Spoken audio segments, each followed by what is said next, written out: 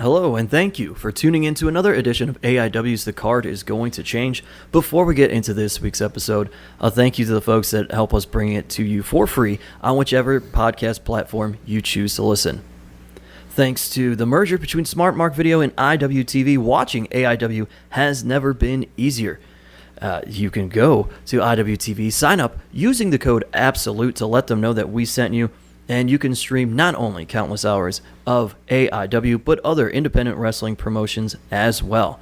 And if you're into purchasing individual shows, go to smartmarkvideo.com, purchase individual AIW DVDs. Every single AIW show that has ever existed on DVD is available to purchase on it. And of course, plenty of AIW MP4s available for purchase as well. And thanks to the Dive Bar in downtown Cleveland. It's been our after party spot this summer. Our one and only sponsor. Our one and only true sponsor. Other than those people that have been sticking it out with us on Patreon when we aren't giving too much premium content at the moment. Yeah. So big thanks to the Dive Bar. Shout out to all of you. Yeah. Also, are we coming from the Paul Greer Studios still? I don't remember what that lease deal is. If the lease is up or not. You can give him one more week. All right. Well, we haven't been giving him the last few weeks, so we're coming to you from the Paul Greer Studios, podcasting this one today, and we are joined by, of course, AIW owner John Thorne, and on this week's special guest, Dominic, the Bone Collector producer Garrini. He still collects bones backstage, folks. Just so you know. No, it's probably computer screens more than anything at this point. I did watch Dom take his own personal computer and slam it on a table 25 times in a row. I said, hey, Dom, it's on here. Dom, I said, Dom, just because one song doesn't play, now you're going to make it so no songs are going to play. Well, at that point, we would have had to call an audible and get somebody's like phone and a connector. You know what? I blame Apple for all of this. Okay, all we need is some headphone jacks on everybody's phones. Again, and we'd be fine. We wouldn't have to do anything, but we can get into that story later on. But I do still believe that, as John Thorne has said to me on multiple occasions, I am not fit to be a Tony Soprano. I'm more of a Silvio. You're not fit for the big chair, brother. Not fit for the big chair. I'll leave that one to John. Yeah, you're more of a number two. I don't know if you can handle the number one. You and Pedro, consiglieres, man. Does that make Pedro Pauly? No, Pedro's a little higher up than Paulie. I don't know where Pedro. Maybe I'm Paulie and Pedro still. maybe I don't know, but if you guys both, have been having meltdowns these last couple months. It's funny because I don't know if I've ever told you this story. My sister, when she came to the first Akron show, she said that like she thought Pedro could have been like my dad or somebody, but like at the time when I had the shorter hair, they thought we looked similar. So this all kind of tracks now. Yeah, I at Wrestle Rager, I think I pulled you both aside and I said, guys, you gotta take a breath. I said I should be the one that's feeling this kind of pressure. You guys are having meltdowns. And that was the loosest show. In theory, of the year is how that's supposed to be. It was either Wrestle Rager or it was the Odeon show the day before. I think you got me at the Odeon show, Pedro at Rager, because I remember you pulling me aside, and then I do remember you pulling me aside too at North Canton. You're being like, "Come on, Dom, you gotta chill out here." But to me, like the North Canton show, I'm sure you guys have talked about it on here. You know, the big deal for me about the North Canton show was like hometown for me, where I went to school. I set it all up. My actual shoot job boss really went to bat, so I wanted it to be good. I also wanted, the ability to help us sell shows with getting a very good letter of recommendation from the Chamber of Commerce, and we got that. So I guess it all worked out. It did. My name is Steve Guy, your moderator of sorts. We will get into all of these things and why Dom was just destroying his own personal computer. But before we do, it's time for the way we're starting the shows as of late. It is the shout out segment portion of the show. Everybody's new favorite segment on AIW's The Card is Going to Change. And, we start with... I'm starting out a shout out. I'm cutting you off. Okay, go for it. I'm shouting out Pat Franklin / Dear Mama's Pizza based in Strongsville, Ohio. He Pat, not for concessions use. He dropped off a few pizzas strictly for the AIW upper management, and whatever was left over could go to the wrestlers that wanted to eat pizza before they performed. But it was really good. I really like. He hit me up and he told me he was going to bring some pizza. I'm like, oh, whatever, pizza's pizza. But Dear Mamas, highly recommend. I know I'm no Barstool Sports pizza reviewer, but I was impressed.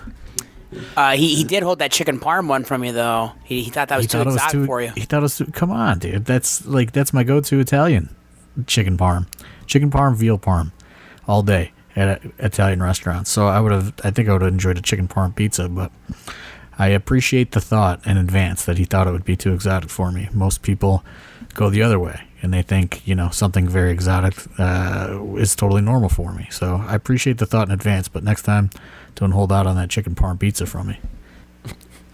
Yeah, that sounds like something that you would get from Dina's when they do Pizza of the Month. What's your favorite pizza of the month at Dina's, John Thorne? Spaghetti pizza. There it is. Where's the pierogi pizza fall on there for you? It's all right. I mean, it's all right. I like the spaghetti pizza, which little life hack I discovered recently is they serve the spaghetti pizza every Sunday. So you don't have to wait for whenever it's the pizza of the month. You can get it. Dina's Pizza, another shout out, Dina's Pizza, spaghetti pizza available on Sundays. That's the all time go to Dina's Pizza. Which also pizza. We did have Dina's Pizza available for That'll bring me to my next shout out. Shout out to Razor Sharp, who has taken upon himself, since we've lost our pizza sponsorship, since we've come back from COVID. Razor Sharp has just taken it upon himself to be the pizza sponsor. He refuses to take any money for it. He works out whatever deal he works out with a local pizza shop, orders it, gets it all set up, pays for it, and then so Razor Sharp is essentially an AIW sponsor at this point. Shout out to Razor Sharp. He does have Razor Sharp has reached out to me. There's someone I need to contact who potentially wants to be a sponsor for us and would then be purchasing the pizza. He's not a pizza guy, but wants us to advertise some other things that he does. Razor Sharp helping the bottom line. He sure is. So shout out to him. Those are my first two on the list.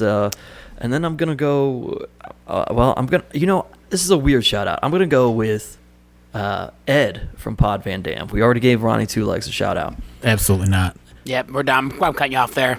Absolutely not. The reason I'm saying this is Nope. because the dude was sick and decided, all right.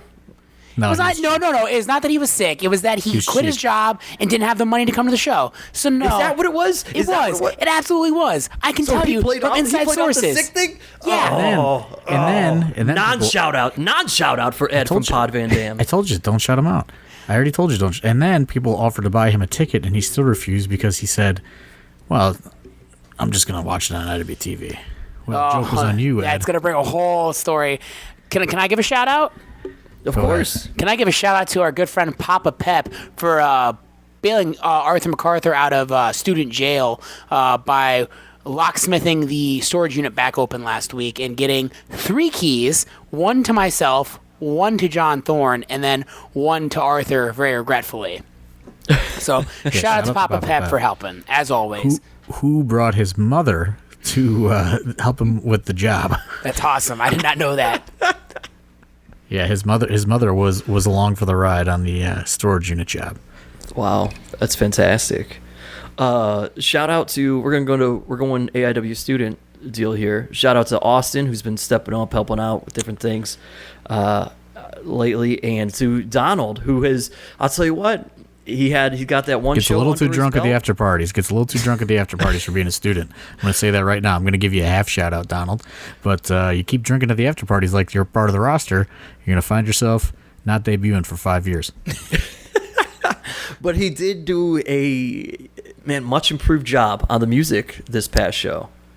He did. Well, because I brought it up to Dom, in which Dom had already brought it up to himself. But I said, "Hey, is anyone aware of the fade button, like that you can fade music when people are done?" But shout out to Donald for that. But you better not keep drinking like that at the after parties. If we're gonna give a shout out to Donald, we also got to give a shout out to. I'm gonna start calling you Dr. Donald, if you know what I mean. Oh no! To go along with Donald's shout out, then we have to shout out new Xavier. We have another student named Xavier who was in the back with Donald, running the camera that they could see the ring, telling Donald when to fade in, when to fade out. He was also on a headset, so big shout out to him. Also shout out to Carter, Security Carter, who was on the headsets as well, who I was able to get messages down to in terms of helping clean the ring, clear the ring, etc. Shout out to AIW student Nick, who called Sunny his princess on his personal Facebook, in which caused me to not allow him to go pick her up. That true story, can confirm. Should listen to Nick. You can't do that. Gotta keep the straight and narrow, bud. We'll get to the story as we talk about it, but shout out to Jerry from IWTV, working hard, man. Ran into some technical issues, but wanted to still please the people on the stream, and was able to get things going in time. Shout out to Rhino. Rhino was a good guest, right? Great guy. Great. Shout out to Rhino. Just went into it, did a great job putting Kaplan over there at the end and being very professional and raising Cap's hand, giving Kaplan a well-deserved moment. That was pretty cool. Shout out to him. And I think I'm going to shout out. Listen, okay, I got to shout out. I'm going to shout out Tam. I'm going to give Tammy Sunny Stitch a shout out because highly controversial booking, obviously for obvious reasons. She showed up and was a total pro. Great to deal with, honestly. Had her head on straight. No funny business. No, listen, all the stories are out there, right? You know what I mean? We dealt with none of that. She showed up ready to work, ready to do whatever was asked from her. She commentated, I think, 3 or 4 matches on the show. We only wanted her to do one, and, she ended up, wanting to stick around and was, having some good back and forth with Duke. Mm-hmm. And another thing I want to point out for all the people that were highly against the booking, which I understand your stance on it, but I just want to say one of the most successful meet and greets of all time with a extremely limited crowd, I might add. Yeah. Honestly, like when I got the financial report in the morning from Pedro, we were both blown away by how well the meet and greet did. More than covered her fee, flight, and hotel. And, there was obviously money left over for the company. And money for the company goes to paying the wrestlers. So, I just wanted to give a little shout out to her. She showed up. She was extremely professional and, was a pleasure to deal with. So, if there's anyone out there that was thinking about giving her, a second chance, it could be third, fourth chance that you're giving her. But, I just got to say that, our experience was very good with her. Let me just clarify. When you say money left over goes to the wrestlers, folks, obviously we pay the wrestlers no matter what. What John is saying is that, hey, in the next show, I know what you mean. It goes back in the pot. Yeah, I just don't want, other folks to jump on that meet and greet shout out. Let's shout out Pedro. For working the meet and greet. He had the idea of let's put the meet and greet inside the guardrails because if anybody who's been to the last 2 Odeon shows is now realizing our merch space is entirely more limited than it's been, which you didn't shout out Kayfabe Collectibles, which shout out to Kayfabe Collectibles. Another legitimate sponsor. Another good sponsor.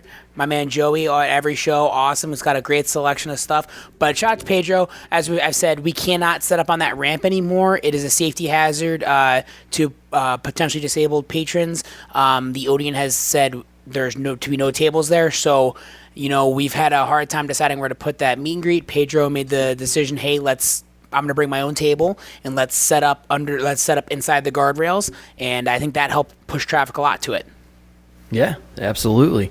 And of course, always a shout out to Smokin' Jay's Barbecue being there again and providing folks with some another legitimate sponsor if you want to boil it down. Yeah, because Brock is helping bring money to the company. Always appreciated.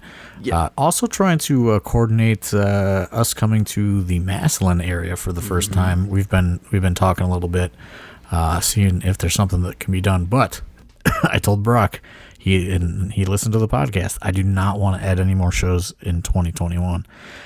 So we will see, but I'm really trying to put it off until 2022 so we can just kind of ride things out and make these last few shows a lot bigger. Yeah. It's probably time that we could push Smoke and Jays to the sponsor portion of the show and not the shout-out segment.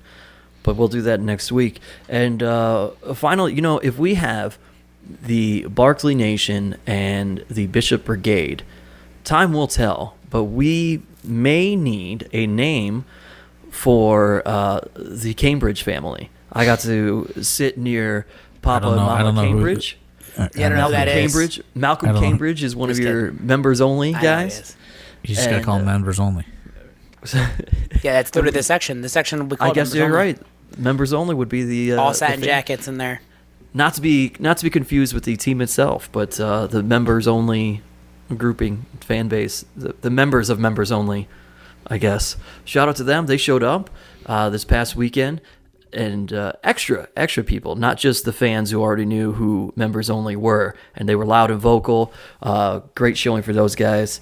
We'll talk about it, but yeah.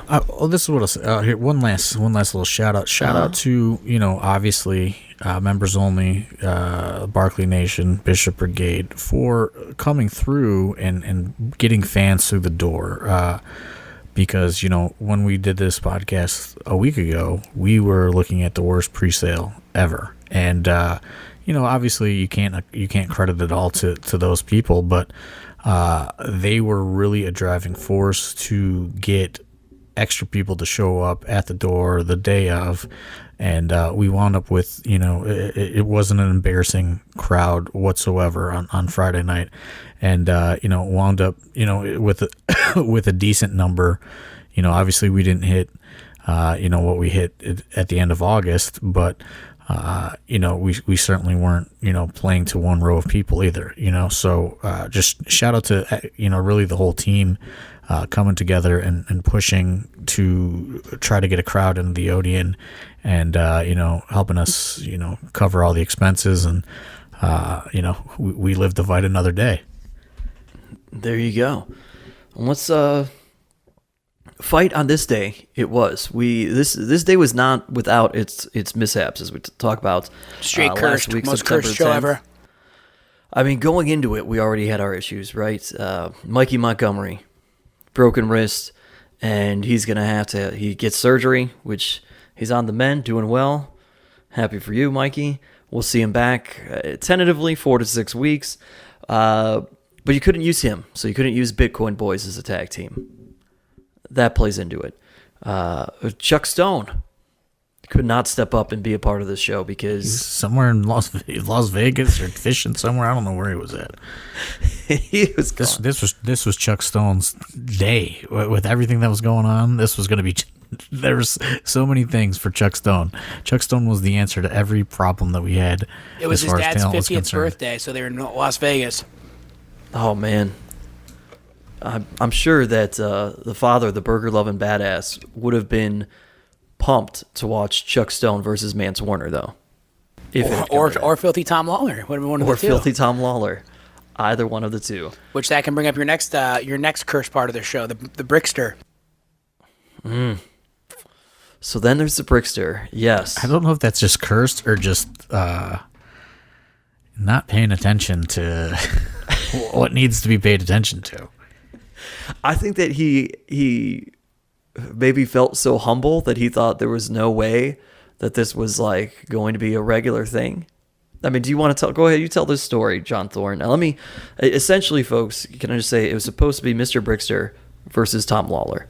I don't know. I think he just thought it was a joke because I don't know if he just thinks because like nobody ever gives him like legitimate marquee matchups or what. Like he thought it wasn't real and he's just like, am I dreaming? And I was like, no, I told you about this. And I sent him the match graphic and he's like, oh man, he's like, I have my kid this weekend. I was like, what? So Mr. Brickster could not be there. Doesn't anybody look at Ian Rotten's Facebook statuses? You bring your kid to the show, right? Yeah. So good. I mean, come on. Dewey Foley went to the show, you know? Brickster, John Calvin. Brickster Jr. I don't know if it's a female or a boy. It's a boy. Brickster Jr. could have been at the Odeon, right? Yeah, Pedro could have watched Brickster Jr. You know, we've had our fair share of kids running around, but you know, it's I don't know. He was just like, I have my kid. And I was like, okay, this was like the whole plan to bring you back and like continue this angle. No, that's out the window, right? So that didn't happen. And then, folks, as of course you probably saw the initial graphic, Ethan Wright versus Mance Warner, and boy, I tell you what, I was looking forward to this match. That could not happen. Sorry. Big sneeze. So we couldn't get Mance Warner and Ethan Wright. Ethan Wright had to call off, I guess. Is that what you would say? I don't know. Yeah, he came down with like some sort of like weird like rash or something. I guess for lack of a better, you know, I'm not gonna get into it all, but he like was like, hey, I just like left urgent care. They don't think that I should wrestle for a few days. I need to take these antibiotics. And I mean, he sent me some pictures and it was pretty gnarly looking. You know, it was like some kind of, you know, like just skin rash, like a bacterial skin rash thing on his neck. So, you know, he had to go to the hospital, and you know, this is the day of that he's told this. So, you know, we're forced with that, and then so got to audible that. But and like the thing that sucks is like every time like the card was booked and completed, then another talent like fell off. So then we were always working towards like just one person not having a match. You know, so it's like, oh, okay, we tried all these different ideas for Kaplan, and then it's like, okay, we're gonna go with Rhino, and then literally as soon as Rhino is like signed, sealed, and delivered, then we learn about Brickster, right?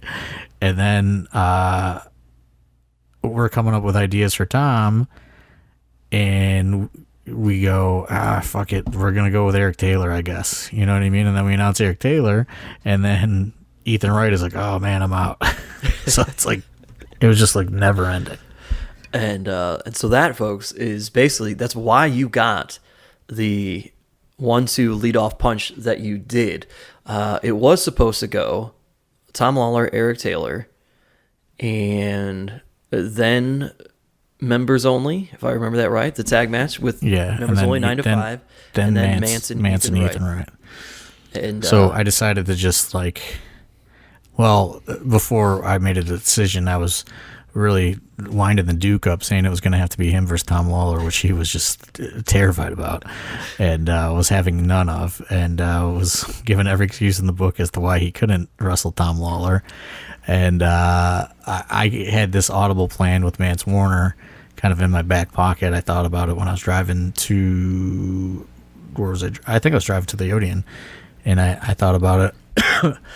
And then I didn't realize that I didn't tell the Duke, and like he was like he got to the Odeon, he's like, all right, I brought my shit reluctantly, like what's the plan? And I was like, oh, it's not happening, don't worry. And well, actually no, I told him it was happening. He's like, well, it says something else on the sheet. I was like, yeah, I'm fucking with you, you're not wrestling. Don't worry. You should have made one alternate sheet when you were fixing all those sheets, and just had one that said the Duke versus Tom Lawler, just to fuck with him. Yeah, he was having a panic attack. I think we told him it was going to be Duke Mance Warner, not Duke Tom Lawler. Yeah, it was. Oh, yeah, that's what it was. Yeah, but Tom Lawler sealed his fate because he was coming up with the most asinine. Tom Lawler started texting me, and I said, "Okay, you know what, Tom, you're wrestling twice then." You want to text me about Steve Payne? You got it. Steve Payne, Mike Toller, and Firebreaker Chip were his 3 suggestions. Great suggestions from Tom Lawler. I think he had another one too that was just like, I can't even remember, but it was just like, they were all pretty good/bad. Nobody knows where Mike Toller is. He's on Facebook. I mean, he's on Facebook. He likes statuses. He likes stuff. So he's does. well. We have not seen Mike Tolar in a long time. He's on Shout out to Instagram, Mike too. Tolar. Love Mike Tolar. I get the Facebook post from Mike Tolar every year. It makes me feel real good. I'm happy that he's there. So this one, it's crazy. It works out great. People loved the surprise of Mance Warner versus Tom Lawler. But it's about that time, I believe, that the stream goes down. Am I right? It went down. It went down during after Tom. Yeah. So on the headsets, because I always give Jerry a headset when I'm on, and I end up getting Thorne hits me at the same time as Jerry hits me. Jerry says, my laptop is dying. The batteries are going out. We have 78% to try to get done before we're dark. So I was like, okay. And Thorne had said the same thing to me. And then literally maybe 15 seconds after that, Jerry goes, I'm dead. My computer has blown up. We are not live. I'm getting a third camera to go down and shoot 3. And so we had 2 floor cams. And it was just a freak accident. I talked with Jerry about it on Saturday because he was at the show I was at on Saturday. He said that, the computer just blew up. And, through the night, Robles hit him up and they got him a newer computer to stream the show they were streaming on Saturday. But, man, Jerry, very solace the rest of the weekend after that moment. Yeah, I guess, he was like at least halfway excited because there's a micro center just outside of Cleveland, so he thought maybe he would be able to find a solution for the rest of the weekend, at least, by going there. But at that point, I had kind of, I checked out. I was like, what, whatever at this point, like it was really kind of defeating to, have dealt with everything and all the stress, and we're finally rolling, and I feel like we were getting good interaction, unlike the more recent streams that we've done.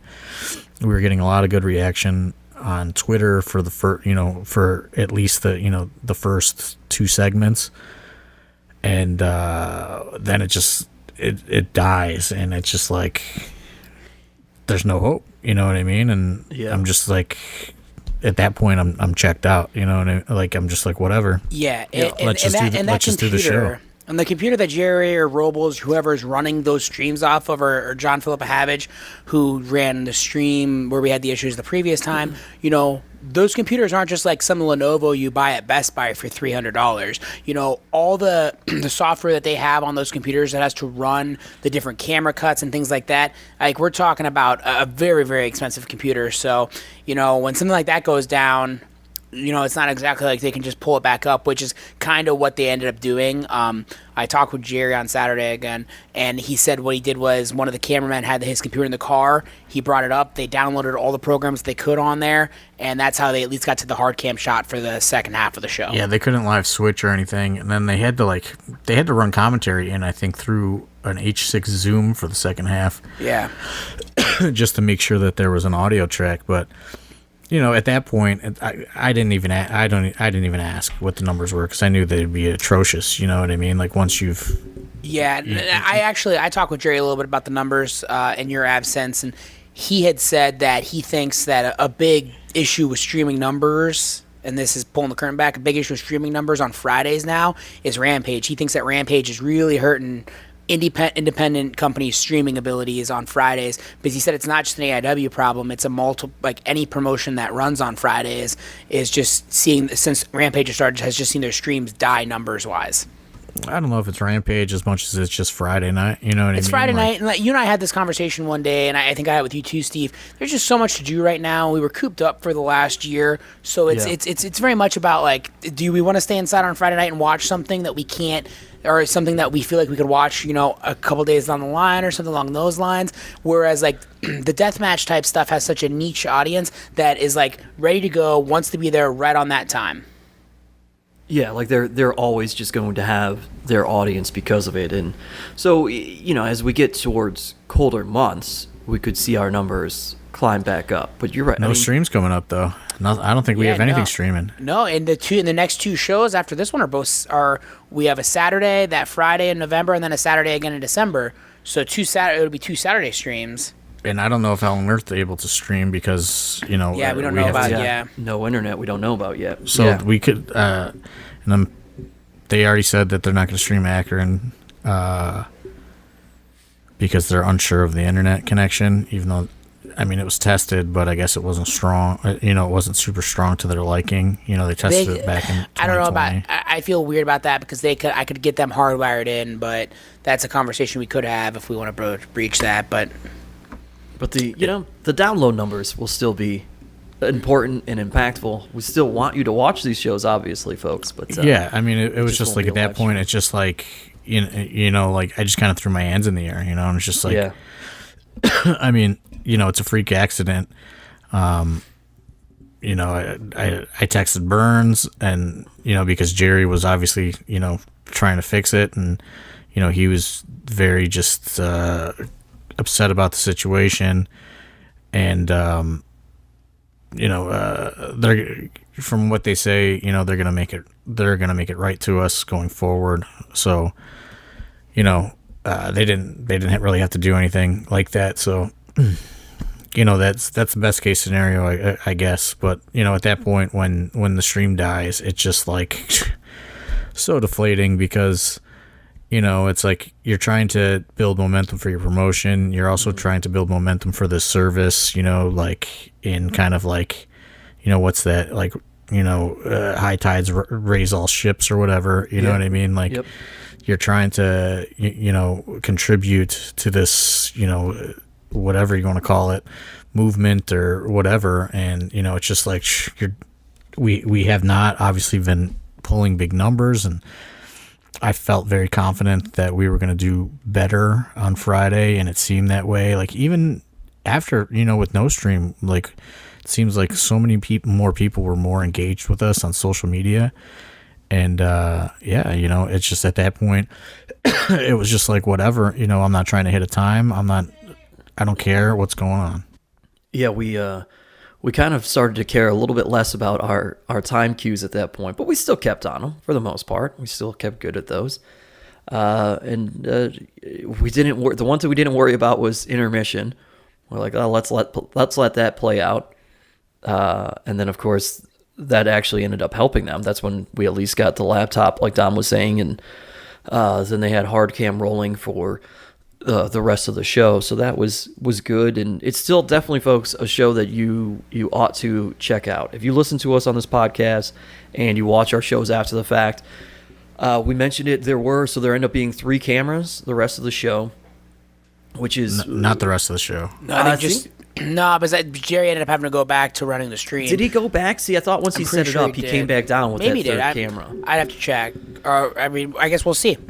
Yeah, I know. Robles is currently working on the edit, so it should be up soon enough. He's working on newer, updated edits for the last few shows. Actually, I spoke to him this evening, so that's pretty cool there.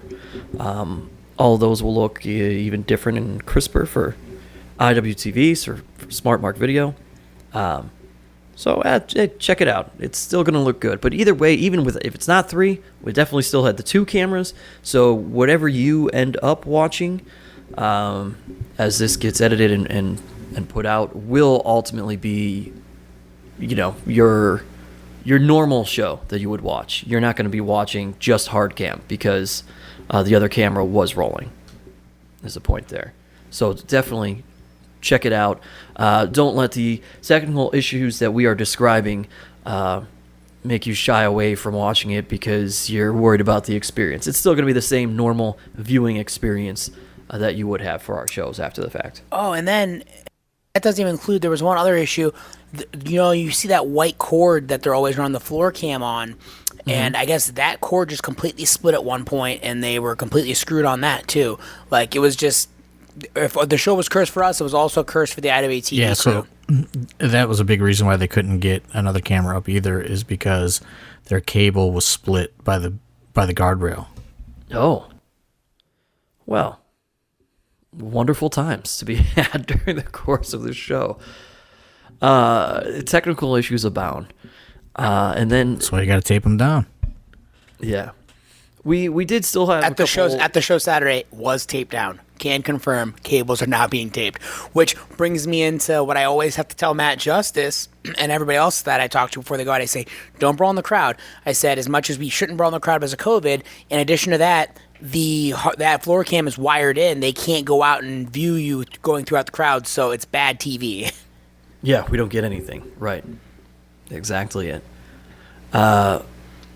So the good on this show, which will lead us back into bad and a story that we alluded to up at the top of the show. But we had some good times. Anthony Green shows up on the show. Crowd enjoys him. Obviously, Rhino. The Anthony Green Lee Moriarty match was pretty cool. Also pretty special.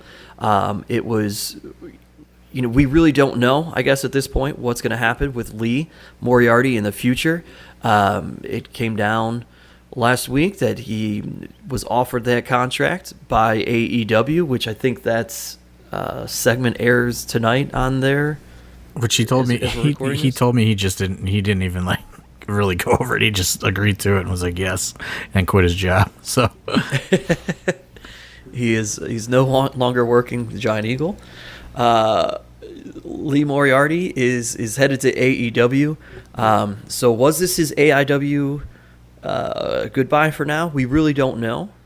Yeah, I don't know. There's obviously a lot of factors that go into booking AEW talent. You can't necessarily book them so freely like we normally would have booked him. You know what I mean? Yeah, but a very cool moment, for AIW is one of the places where in really just a short 2.5 year span, helped Lee get onto this launching pad. Of course, all credit to him, but this was the start of the momentum and the big wave and more eyes on Lee Moriarty. And we talked about the Alex Shelley trilogy with him.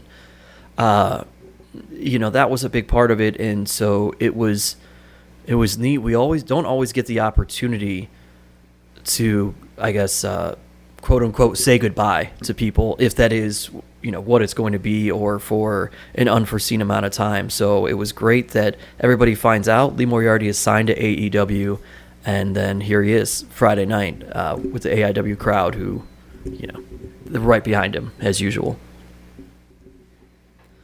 An emotional moment, I guess. Like I said, I don't know. I don't think it'll be the last time you see him in AIW, but you just never know. Mm-hmm. What's going to happen with those contracts and schedules and everything else. Yeah. Yep, and now he'll be living in Florida now, which mm-hmm. puts an entirely different spin on things as compared to the short 2-hour drive from Pittsburgh. Right. Yeah, a whole lot more things play into it. As for the match itself, very good match between Anthony Green and Lee Moriarty. I certainly think it lived up to the billing. Dom, you're the technical whiz on this podcast right now. What do you think? I think it was a great match. I think you got a guy like Anthony Green right now who has really been coming, back to the Indies with, a point to prove. He's a guy, I should say, that really just loves wrestling. And actually, this would be his second appearance in AIW, mm-hmm. wouldn't it, John? Yeah, he informed me that 9 years ago he reffed an AIW show, and I have no recollection of this. So he said at AIW End of the World, he was a ref, and he rode in with a car from Beyond Wrestling, because Beyond used to send carloads.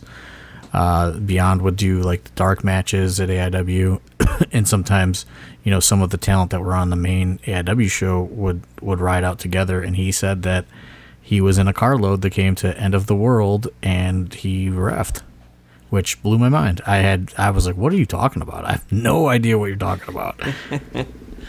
There you go. So his second appearance in AIW, and heartwarming moment as he gets to do so with his good buddy Jake Clemens as the referee. And we also have, we said Rhino. Let's talk about this Rhino Kaplan match. Can we? I think we properly hyped it up going into it. And Hey, straight up, right now, yeah.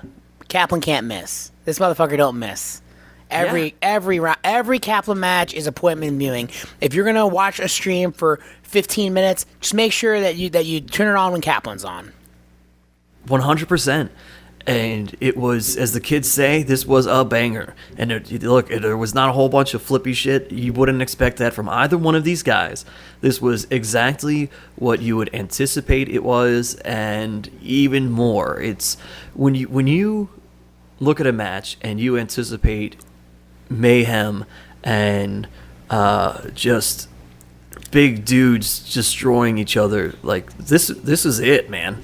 And in a very, I don't know if artful is the right way, but it was a fantastic hardcore pro wrestling match. Well, not even getting into all that. When I sent I texted Kaplan Rhino's promo that he cut, which, I gave Rhino some notes, you know what I mean? I said he's the blue-collar brawler Kaplan, which some people made fun of, that he only referred to him as the blue-collar brawler or whatever.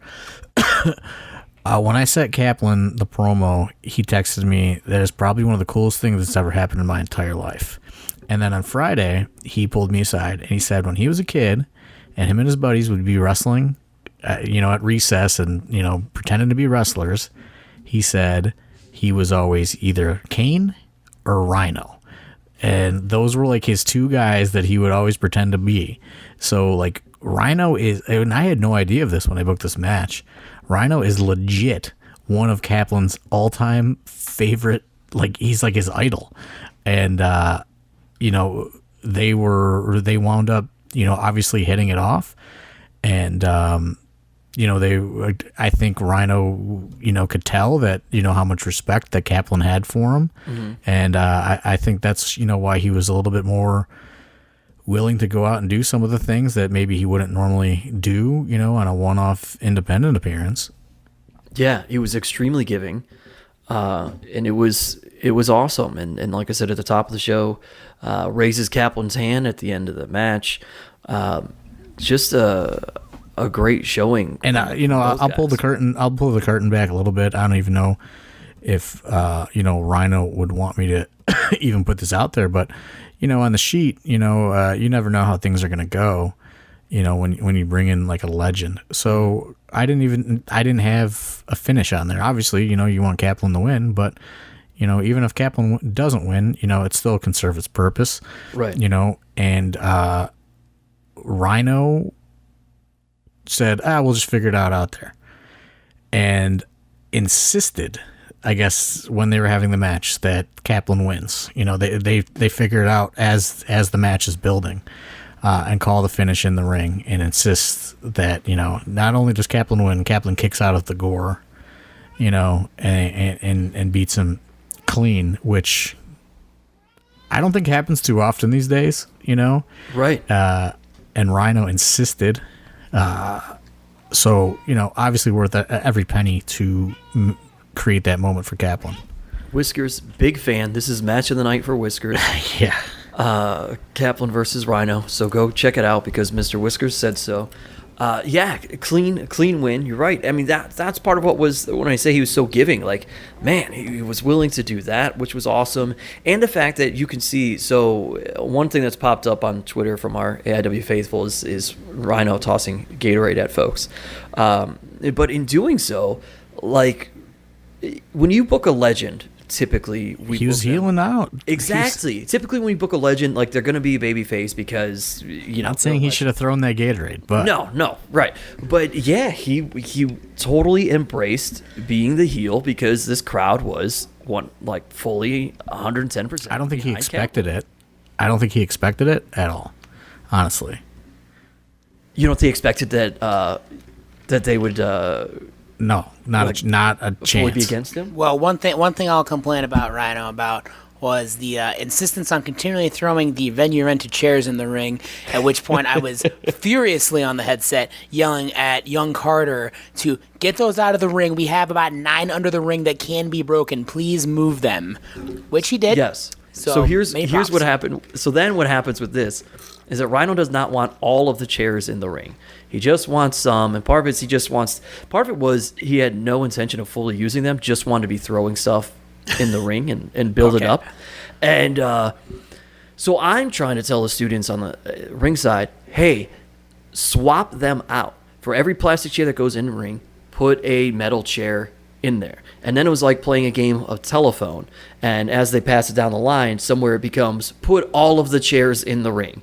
And I'm like, oh, no, that's not what we wanted. And that's not what they wanted either. But it all worked out in the end, and it was just fine. But that's like a nonchalant trick that I've been trying to do every time somebody comes who doesn't know, and they throw the plastic chairs that we rent into the ring. I always do a quick swap for a metal chair, and usually nobody knows the difference. Rhino did, to his credit. He noticed. But, yeah. It all worked out. We didn't have to spend any money on the extra plastic chairs. I don't think any of them got used. Well, I guess they ended up in the crowd at some point, don't they? Yep, that was fine. We were good. All was well. Good. All was well. Another exciting match as we talk about different faces, new faces on the show. We had the awesome four-way with Chase Oliver, M-Dog Matt Cross. I don't know the last time that we had Matt Cross on an AIW show in September of a year. He's usually like a Hell on Earth or December guy. Am I right? Just because of his travel schedule being so crazy? Well, stuff like that. It's just. I think it's just like whenever he's around. Yeah, that's typically how it goes with him. So he's there. Gringo Loco making his big return. No, it's been years since Gringo Loco's been around. Gringo hadn't even been to the Odeon because you and I, John, were talking to him pre-show, and he was talking about how great of an atmosphere the Odeon was, and it made you and I think, like, man, like, he hasn't even been here yet. Yeah, I kind of knew that, but he confirmed it at that point. Yeah, you kind of lose track, and it's hard to figure out when and where. But, yeah, it was good. It was cool to get him in that venue, in that atmosphere, as you said, Dom, and fans were happy to have him back. Everybody loves seeing Gringo Loco, and then we were like, "Hey, this is when I saw Dom slam his personal computer 25 times against the table. So yes, I will scream. I will tell the story. And I think he threw a Gatorade himself backstage. Okay, so the story goes like this. Obviously, Traxler's hasn't been at the last few shows. We hope that he's doing okay. So it's been kind of falling on me since I've got more production duties now during my injury to ensure that we get entrance music and everything ready. So pre-show, I started downloading the people who I don't have as entrance music, which wasn't many. A lot of the members of the show we already had, and I happened to know what Anthony Green's music was, and I also knew what Alex Zane's music was. So I downloaded it all. Now, this is my rookie mistake here. As opposed to testing all the music, I didn't test all of it. Mm-hmm. So Alex Zane enters last for said match, and I get a feverish look from Donald on the music, and I said, "What's up?" And the file is corrupted. So my quick fix idea is, okay, well, I'm on the Odeon's Wi-Fi. I will just go ahead and put it up on Spotify. Well, the internet's not working. More than likely because the stream is cannibalizing the internet in the area. So at this point, I'm just clicking and doing everything I can, seeing why this file is corrupted. And you're in my ear, and I've got poor Alex Zane waiting there, and I just freak out. And then Alex Zane, being the charming fellow that he is, just says, "Hey, I'm just going to walk out, man." I said, "Thanks, Alex. Thanks for understanding." And he walks out, and you introduce him, and it's just a clusterfuck because of the light. You guys have the lights set up a certain way, so it was a nightmare. And I feel bad for Alex Zane. A big proponent is he likes his entrance. I mean, all the wrestlers like their entrance, so he doesn't get his entrance, and the crowd doesn't pop as much. So I just felt bad, and I think that anybody who knows me knows that sometimes I have a short temper. So to me, it was slamming my computer down. And I do think that it kind of took away from them getting into it right away with some energy. Well, it definitely then the crowd. It took the crowd a little bit to get back on board with them, and it just goes to show you how important music and the entrance is. Because part of that, what happened here, to backtrack a little bit though, is the order of entrances was supposed to go Matt Cross, Chase, and then Alex Zane, And Gringo was going to be last for his big return. And so we have this huge gap when you first discover that this is a problem in between, whether it was M-Dog or Chase, or whoever second, but between them and third, and that's when I'm in your ear and go, hey, Dom, it's okay while you figure this out or whatever. It's just send Gringo out, It's all right. And I figured, I thought that could buy you some time too, and it just, that time really didn't matter because we couldn't get it to work. But yeah, I mean, I get that it's his song. I don't know. I understand how important they are to everyone, but could he have come out to anything? I don't. I don't know. That probably comes on more on me. Besides, it's not like I have a bunch of music downloaded on my computer. This isn't like it was, 5 years ago, where people had, just this massive iTunes playlist of music. Because honestly, like the music I listened to, I would have had A Day to Remember on my playlist, probably more than likely downloaded. But I don't have now that. Now we know we gotta have a file of like 5 to 10 generic songs for people. Trapped Headstrong. There you go. Rob Zombie Dracula. Now, after that phenomenal match, these guys, they did what they were supposed to do, so they did great, but hell of a match. Talk about giving Alex Zane taking the pin in his return to the Indies. That's what I was gonna say. It just goes out there. I didn't see that happening. No, that wasn't because, again, pulling the curtain back, on the sheet, it's not like you had Chase Oliver over Alex Zane. Right? Like that wasn't a thing. It's just like, hey, whatever you guys come up with. Just do that. Whoever he's going to... and I got to say, Alex Zane was just like a total delight to be around. It's just such a nice guy, you know what I mean? Obviously, was fired recently and couldn't really... I mean, maybe he cared, but he couldn't have cared less, really. I think he was just happy to, be back on the road and wrestling for the weekend and, hitting a brand new promotion. Yeah, he's just excited to be out there and having a wrestling match again in front of people. You're right. Yeah, all of my experiences with Alex in the past. I mean, I've wrestled Alex in the past, and he's always been a great guy. He's been easy to work with, and he's just like super charming guy. Like, truly, like, it's not a gimmick. That guy eats Taco Bell every day, multiple times a day. I had the conversation with him before the show, and he's just like, it's the way my metabolism works. If I don't, put stuff like that in my body, it just kind of, I lose weight. So, great guy. And of course, it was awesome to have Gringo Loco back again. Always great for Matt Cross to make a return to the Cleveland territory. So, that was a lot of fun. That match was just a lot of fun. Now, I will say, Alex Zane, that I don't know that metabolism stays that way forever, but good for you. Well, Alex is older. Alex is a little older than everybody thinks. Like, that was, I think, part of the reason that led to the WWE cutting Alex. It was far from the look or the offense that he had. I think it was more so his age. Well, it's unfortunate. Wherever he ends up next. The WWE's purely speculation. Yes. That's purely speculation, though. Purely speculation. The WWE's loss is going to be the independent wrestling scene's game. Somebody's going to pick. Well, he was on ROH's pay-per-view last night and won the Honor Rumble. So Alex Zane is a guy that even once he got released wasn't going to be out of work for long. Yeah, somebody's going to grab that guy. And he also got announced for New Japan last week. So believe me, he's doing more than enough. Doesn't look too shabby for his future then. Let me go backwards a little bit because we gave the shout out to the fan base for them, but Dom, with you being on here, head trainer, we have to talk about members only. Let's not say head trainer, just say one of the trainers. All right, that's one of the disrespectful trainers. to Josh Prohibition. Oh, that is true. That's fair.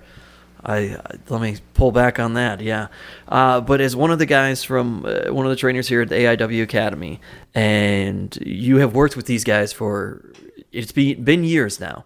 Members only. They get to do the North Canton show. They have no clue though when their next opportunity is going to come, and just pining to be on an Odeon show, and they get this moment.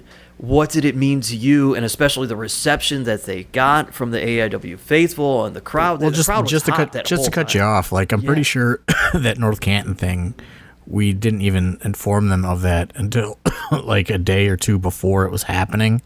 You know, it was a very like, okay, we're going to let you guys wrestle on this North Canton show sort of thing. Like, not a proper debut. This was viewed as this is their official debut.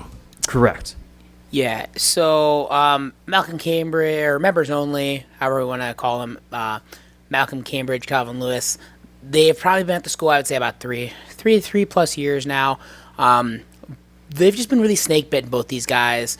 Calvin, he actually hurt his ankle pretty badly on an up and over one night at training, and that put him out for a number of months. And then Malcolm Cambridge, he's a college student, so like his schedule was rough, and then he was working all kinds of other stuff, so he was having difficulties always getting in. So they were snake bitten on that, and then they got really dedicated before COVID hit. So then COVID hits, and we're out of training for almost 3 months, and then the first 2 months back was no contact. So we're just doing rolls, and they're not getting the full gambit of what they would usually do. So then, after that happens, we finally get them rock and rolling. Well, now we can't really run. Oops, sorry. Well, not only that, then they're matched up with 2 other students that we were kind of grooming to make that a debut match, and those guys disappear. Yeah, so we have another set of guys that's like, oh, okay, we have a tag match we can make, and then they disappear.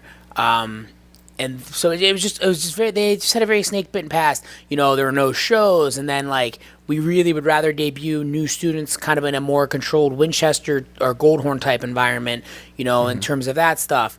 But the North Canton Fest comes in, and I can tell that they were getting very discouraged, and there's no doubt about that. Because they were guys too that had been coming to all the shows, had always been helping out. To be honest with you, they were just doing everything right. But for them, everything was just a consequence of just kind of really dog shit timing when you think about it, for them with COVID and the like. So I could tell they were getting very discouraged, but I sat them down, I think 3 or 4 months ago, and said, hey, make sure you guys got gear, make sure you guys have everything ready to roll. I said, I don't know when it's going to be, but it's close. And then finally the Street Fest happens. They get a little bit of...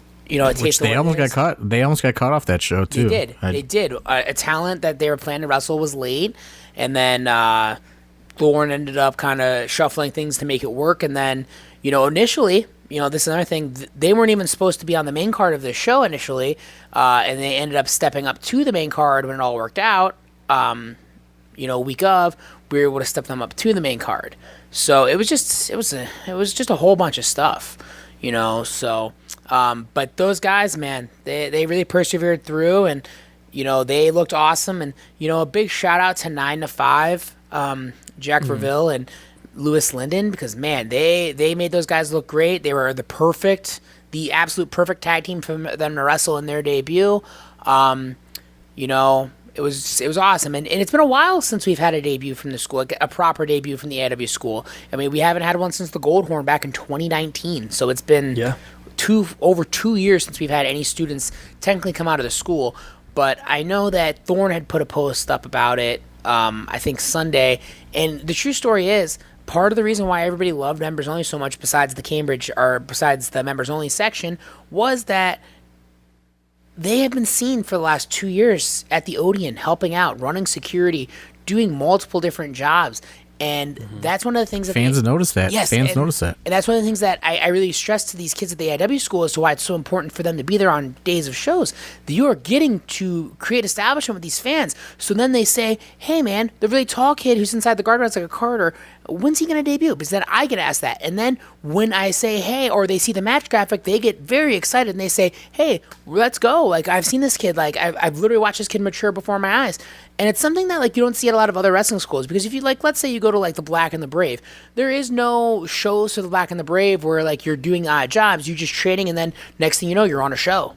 Whereas here, there's a build-up to it. There's almost like an anticipation. Like, it's the match before the match, really.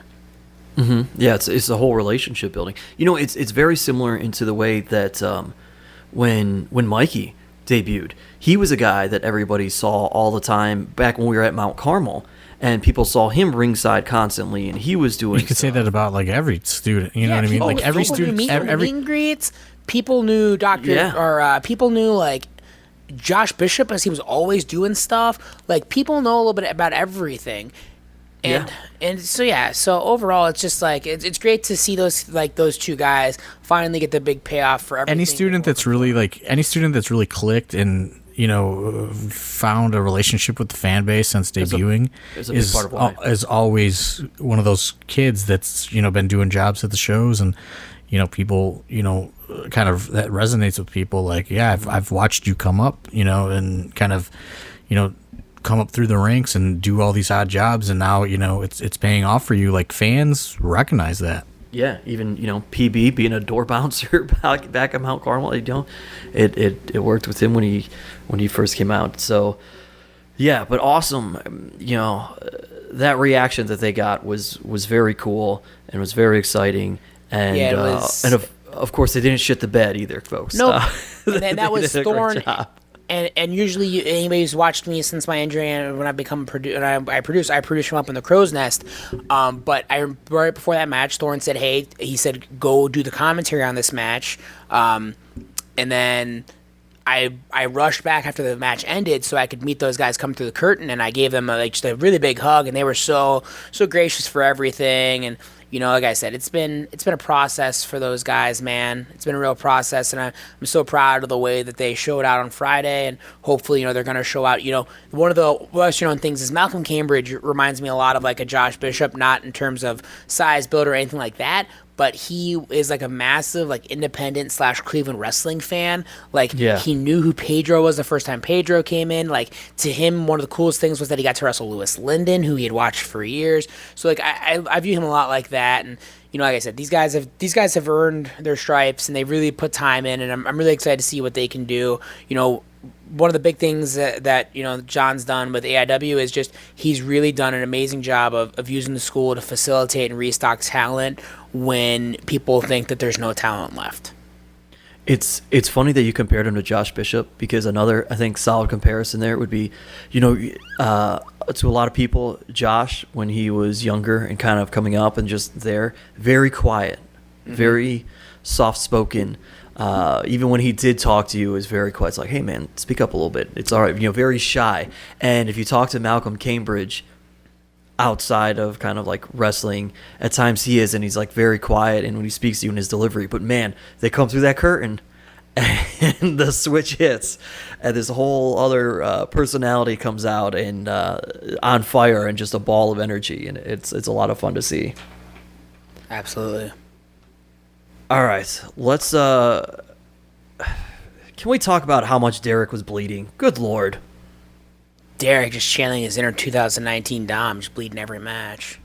But he's not bleeding on purpose. He got that gash last month, and it gets busted open every single show. Well, and in fairness to him, this time his nose also got gashed. Oh, his nose was just destroyed. But as I was hanging out with him after the show Friday, and I don't. Did he come to Dive Bar? Because he had told me he was probably not coming to Dive Bar because his nose hurt so bad, and it was bleeding so much.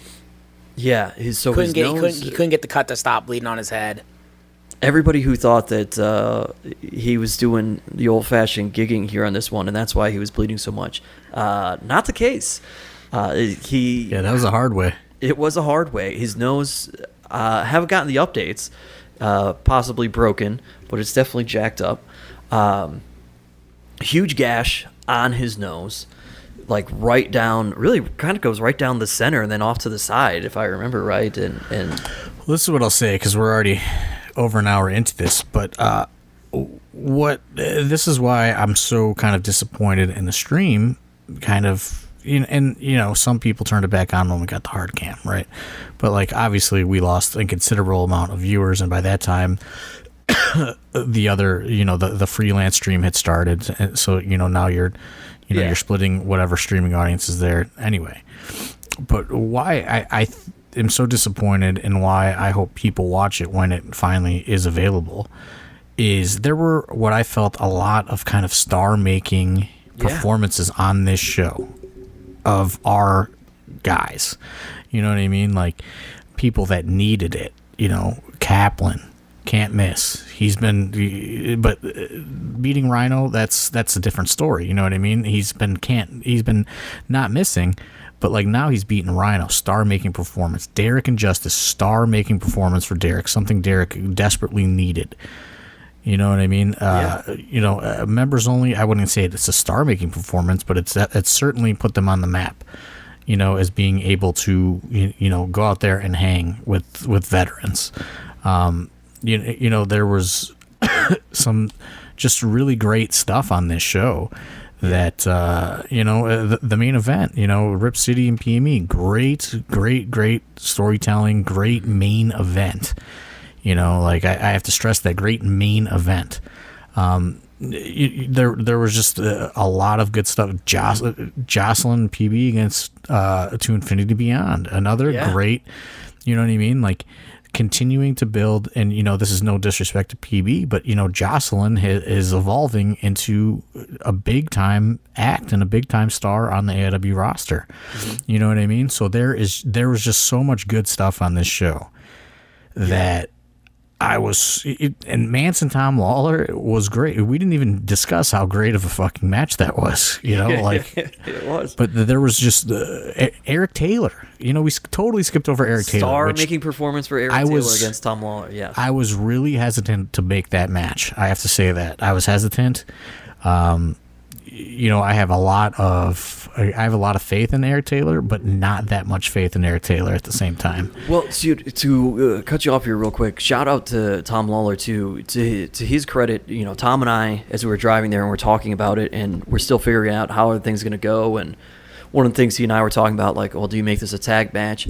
And Tom really didn't want that to happen because he wanted that opportunity for Eric.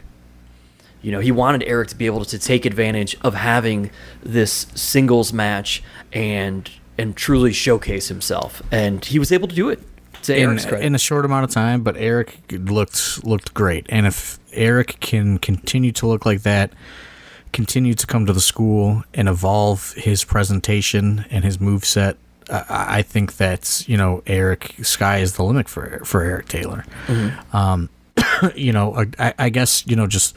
Final thoughts on this show is it really felt like, okay, we've done, I think Duke said by the time it's all said and done, this is going to be a stretch of like 8 shows or something, which I've never even like really considered in my head. But Friday night, I will say, finally felt like a true AIW lineup, and we and that's it's a little different from the comeback shows that were the mystery show, the mystery lineups and all that. Those felt great for for that reason, but like Friday felt like we were finally a little bit back into the groove again. Outside of we come in with doom and gloom and we persevere and the roster goes out and absolutely kills it.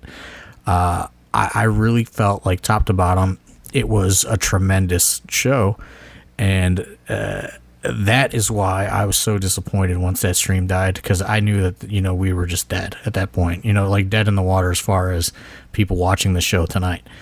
And it did not discourage anybody from going out there and performing, which some people may go, whatever, it's not live anymore.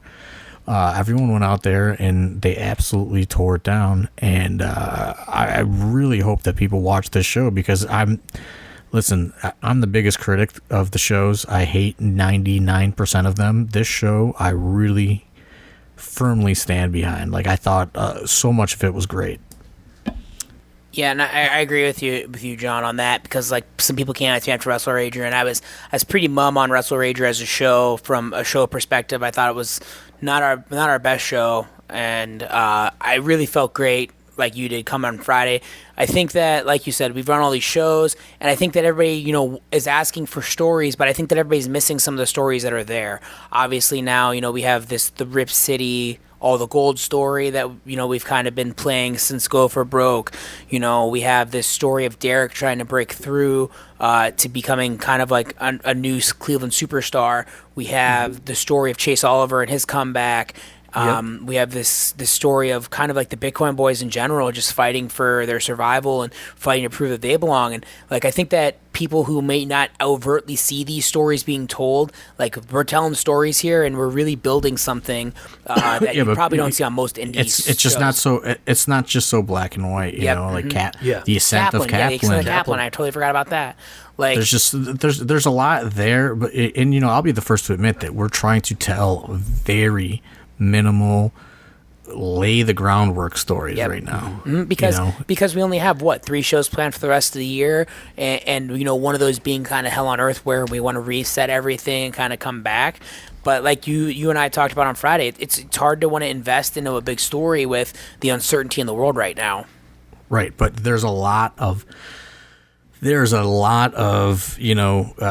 1s being written. Right now, and some are gonna get the whole book, some aren't gonna get the whole book, but we're trying out quite a bit right now. That's a great way to summarize everything and kind of wrap this up. Before we go, John Thorne, you essentially made the Hell on Earth announcement. I'll let you make it official right here. Special appearance at Hell on Earth by Psycho Clown. Psycho Clown. There you go. It's already been announced, man.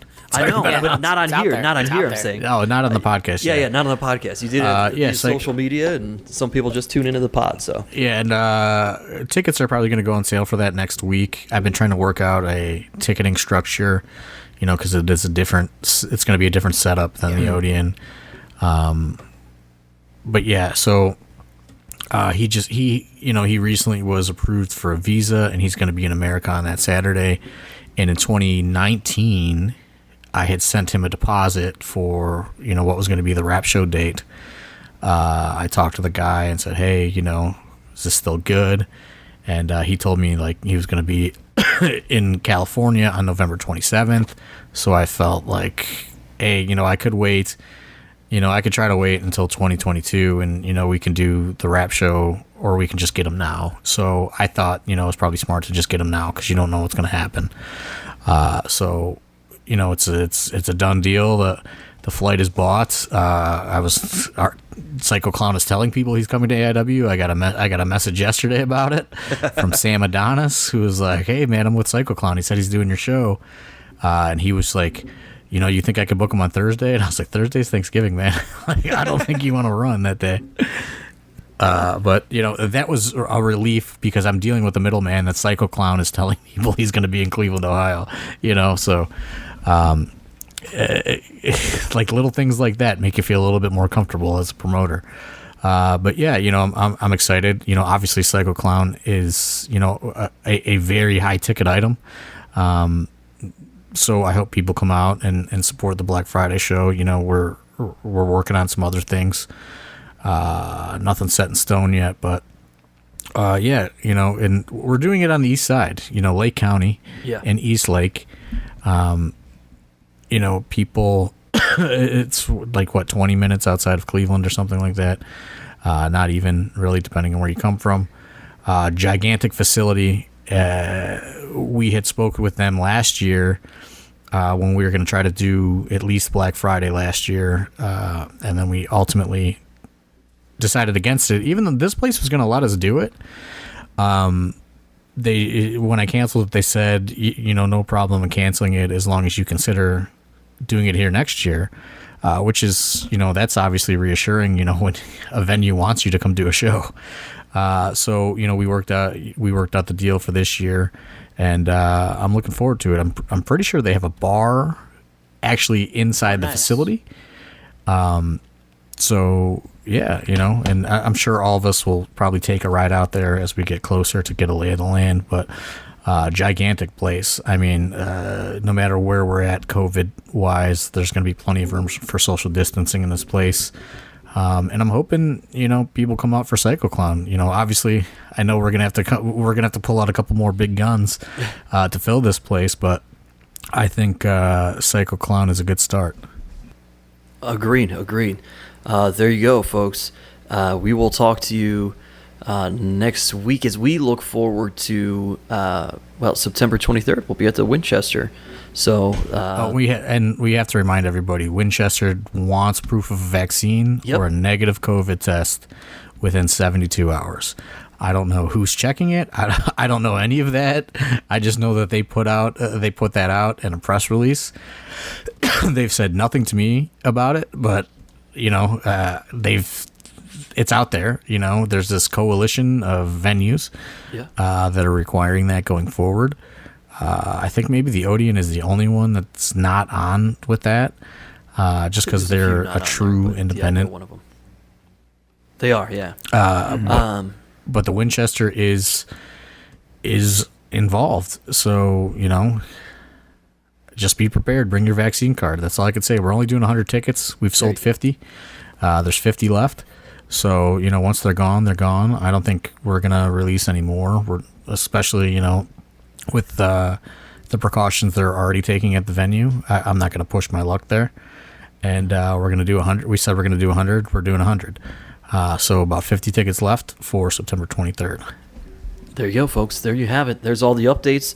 There's a look back for the Bone Collector Dominic Garrini and AIW owner John Thorne. My name's Steve Guy. We'll talk to you next week right here on The Card is Going to Change.